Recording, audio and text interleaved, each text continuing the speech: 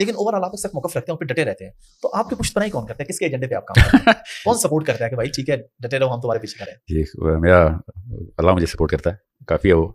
اور قرآن پشت پہ نہیں کرتا ہو تو پھر آپ پیچھے ہٹ نہیں سکتے. میں ڈٹا رہنا اس لیے مجبوری ہے مسلمان کی کہ بھئی آپ دو الگ کتابوں کے اوپر سے فلسفہ نہیں لے سکتے. جب آپ کو پتہ ہو کہ قرآن آپ کو بیک کرتا ہے تو یہ آپشن نہیں ہوتی کہ آپ ڈٹے رہیں یا نہ رہیں. آپ ڈٹے، آپ کے پاس اس کے علاوہ کوئی آپشن نہیں کہ آپ اپنے یو اسٹینڈ یور گراؤنڈ.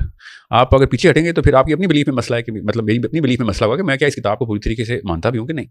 جب آپ باطل کو چیلنج کریں گے تو آپ پھر کمپرومائز نہیں کر سکتے، پھر آپ پتلی گلی نہیں ہو سکتے، پھر آپ یہ نہیں کہہ سکتے اچھا ون ون کھیل لیتے ہیں، آپ بھی ٹھیک میں بھی ٹھیک، اب بیچ کو راہ نکال لیتے ہیں. یہ معاملہ ایسا ہے نہیں. بچوں کو یہ تربیت دینی بہت ضروری ہے کہ پہلے تو یہ دیکھ لو کہ کیا قرآن تمہیں بیک کرتا ہے کہ نہیں، کیا سیرہ میں اس کے ثبوت ہیں کہ نہیں، کیا اسی طریقے سے سیرہ میں اس کے ثبوت ہیں جس طریقے سے قرآن پاک نے اللہ تعالیٰ نے جس طریقے سے اپنے نبی صلی اللہ علیہ وسلم کو خود ٹرین کیا.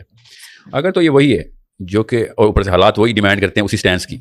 ابھی تو میں نے کچھ کیا بھی نہیں ہے. میں تو اب ان سٹینڈرڈس کے اوپر جن سٹینڈرڈس پہ انبیاء اور ہمارے آقا محمد مصطفیٰ صلی اللہ علیہ وآلہ وسلم نے جس طریقے سے برملا چیلنج کیا تھا، کس طریقے سے وہ کنٹروورسی بنی تھی مکہ میں، کس طریقے سے وہ مصیبتوں کا اور ریزسٹنس کا اور فرکشن کا اور مصائب کا اور دشمنیوں کا شکار ہوئے تھے. ہم تو کہاں ہو رہے ہیں ہم.